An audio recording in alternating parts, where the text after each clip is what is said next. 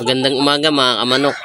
Bali yun, i-update ko lang po kayo dun sa ating na-acquire na dalawang baby pullet at baby stag sa expo kahapon.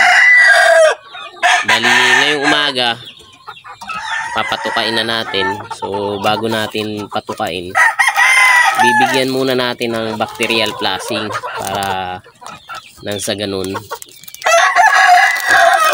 ma-flush out yung bacteria na anumang meron sa katawan nila. Although galing naman sila sa iba't ibang farm, syempre sa expo iba-iba yung mga tao, iba-ibang manok din yung mga nandun, iba-ibang farm na nanggaling. Syempre yung hangin paikot-ikot lang dun sa looban ng expo at syempre pwede nilang malanghap yun kagaya ng tao. So ngayon bago natin pakainin, i-bacterial flushing muna natin. So ito yung gamit natin mga kamanok, yung Premoxil na free dun sa bottle kakapon. So nakakuha tayo ng sample. Bali ang ginawa lang natin, pinalo natin yung bottle cap na page, tapos mag-iikot tayo dun sa ruleta.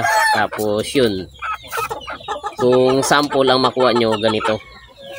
Tapos kung product naman, syempre product din na ibibigay. So ito yung sample nila na 5 pirasong Premoxil. Pero ito effective talaga. Ito na yung ginagamit ko dati pa. Bali ito mga kamanok yung nakuha natin sa Black Ghost Game Farm. Ayan o. So napakagandang talisayin. Ito yung isa sa signature line daw nila na gray. Tapos ito naman sweater. Ayan, ang ninipis ng paa. Ito yung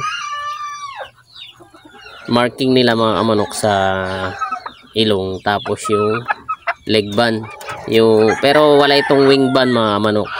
Etong isa, ayan, ito yung may wing band pero walang leg band. So ito pure gray daw ito, imported, sabi nung nakuhaan ko.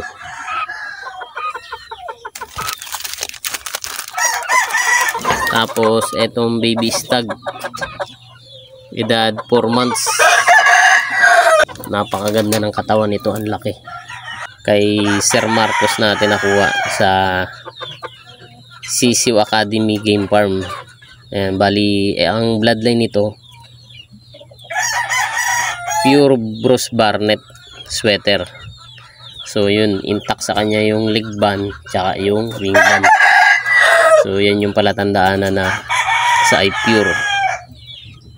Ayan, ito yung i-infuse natin doon sa mga manok natin dito para gumanda lalo at madagdagan ng power pa. So yun oh.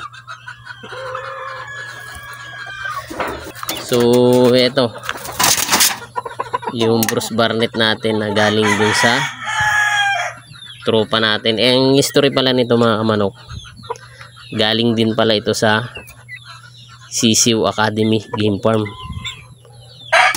So yan o, etong winner na to. Bali ito banded ng WPC. Bali palain niya na to. Pero yung mga magulang nito mga kamanok galing din sa Sisiw Academy Game Farm. So yan, kay Sir Marcos. Ito ay Bruce Barnett din.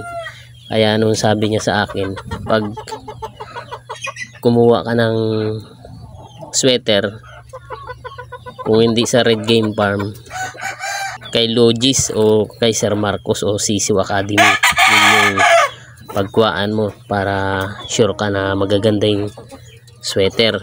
So ayun, dahil hindi natin kaya yun sa Red Game Farm dahil mataas ang presyo, ang kinuha natin yung bata pa para medyo mura. So ayan o.